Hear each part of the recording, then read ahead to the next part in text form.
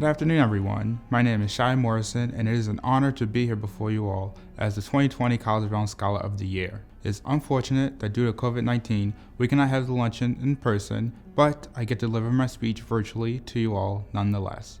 Today, I will showcase the journey and challenges I took on before today. First, I was born and mostly raised in Baltimore, Maryland.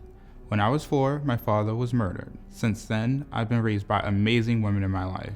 My mother was, and still is, a hard worker, and she made sure my older brother, 2 younger sisters, and I were cared for. I went to Walter P. Carter, a majority black elementary school that was deprived of many resources.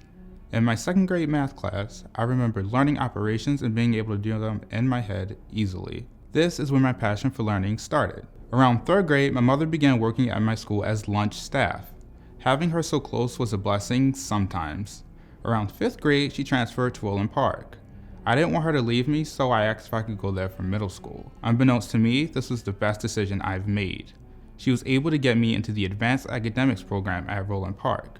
Here, I was given a wealth of resources and the learning style I needed. The academics were challenging, and that pushed me to learn. On the other hand, a class and culture shock occurred.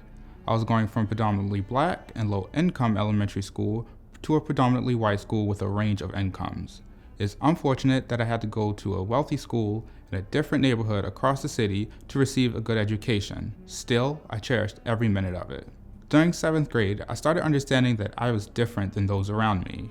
I am gay and trans non-binary. Wanting to become more comfortable with my sexuality and find a group I could fit into, I joined the Gay Straight Alliance. Here, I learned how to advocate for myself and others and what activism looks like. I remember visiting other middle schools and advocating for students to start a GSA at their school. My passion for activism was born here.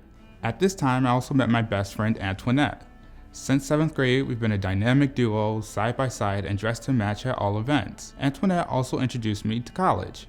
She was obsessed with New York and NYU, and her obsession rubbed off on me. College wasn't on my radar then, as I was just going through life.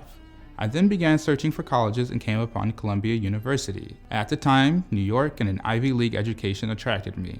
Since then, Columbia has been the goal I've strived for, but I had to get through high school first. In 8th grade, the time to pick a high school came. In class, I would doodle city plans and bridge designs, which led me to have an interest in civil engineering. This led me to rank Poly first and start pursuing a career in urban planning. I remember the day the letter arrived at my house, and I was really eager to open it and find out if I had got in. In the car, I opened the letter with my grandmother and we hugged and celebrated my acceptance. After graduating middle school, my immediate family moved out of the city and I was left with a choice. I could live with my grandmother in the city and attend Poly, or move to a different county and attend a district high school. Obviously, I chose to stay in the city and attend my dream school. This was a big decision for me as I put my education first. I traded living with my siblings and mother for a quality education at Poly and caring for my grandmother. I do not regret my decision as I wanted to be there for her, but I also knew I was meant to be at Poly. Entering Poly, I was excited for what the next 4 years would turn me into. I tried out for cheerleading in 9th grade and loved it. Here, I was given a way to start using my voice and gaining confidence.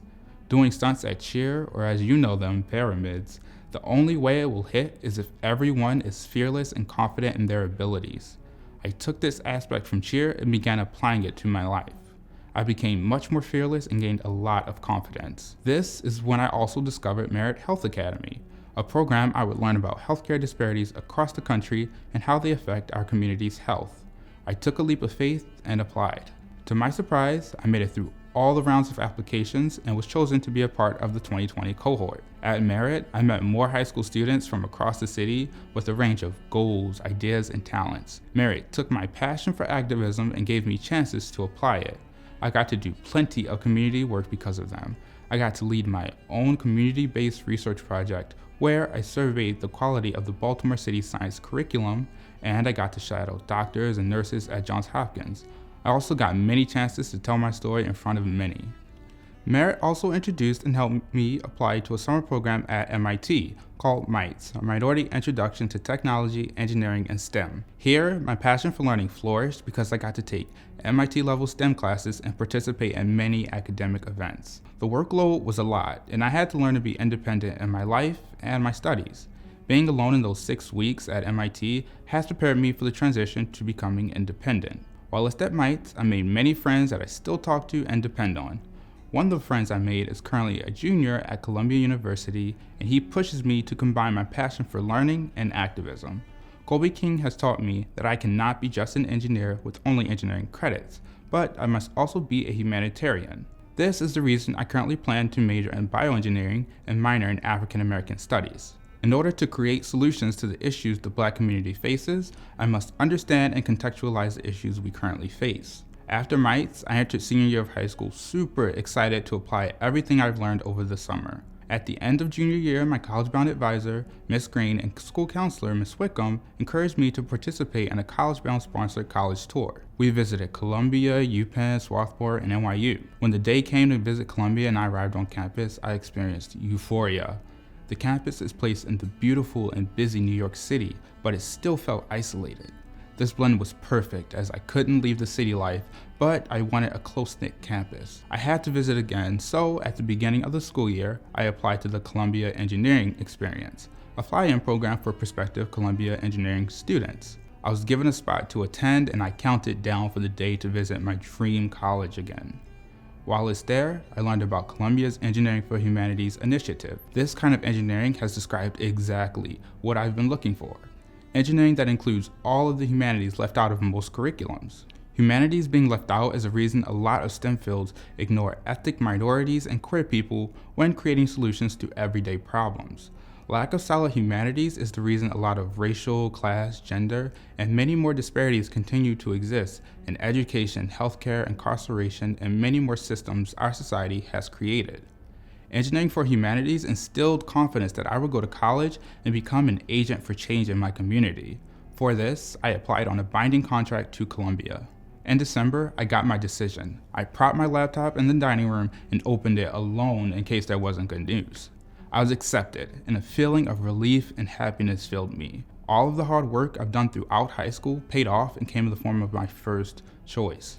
Dreaming of this place since middle school as a first-generation low-income student seemed impossible, yet I made it possible. I immediately told everyone that waited for the news and took the day to celebrate myself. I thanked everyone for the support they've given me thus far. That got me to the next chapter, college. To my mother, thank you for supporting me throughout this journey. Thank you for bearing with me through the headache that is FAFSA. Thank you for allowing me and guiding me to make the best decisions for myself. To my grandmother, thank you for giving me space whilst I worked away at hours of schoolwork and college essays. To Antoinette, thank you for always being by my side throughout the craziness that is life. Thank you for the many stress-relieving adventures we went on. We may be going to colleges in different states, but you can expect visits. Good luck at UNC Chapel Hill. To my friends, thank you all for being the shoulder I could lean on when things got rough. I wish you all the best on your college journeys. To Merit, thank you all for the support thus far. And to my counselor, Ms. Wickham, CollegeBound advisor, Ms. Green, and all of Poly staff, thank you all for the support and guidance. Lastly, to CollegeBound, thank you for giving me the opportunity to share my story and for believing in me. And now to all of you, thank you for watching and listening to my story. Our generation has been given the world's most pressing and ominous problems, which have been handed down by previous generations for us to solve. For this, our generation is pretty awesome. I fully believe we are capable of taking on issues like systemic racism, climate change, poverty, and world hunger. Even in the midst of a global pandemic, I have seen people of my age organizing Black Lives Matter protests and educating others on the systemic racism Black people face. I have taken it upon myself to organize easily accessible materials into a shareable reading list. This reading list does a great job of educating others on our cause. We have the will to solve these issues so the next generation can have it easier. We are the fearless generation. Thank you.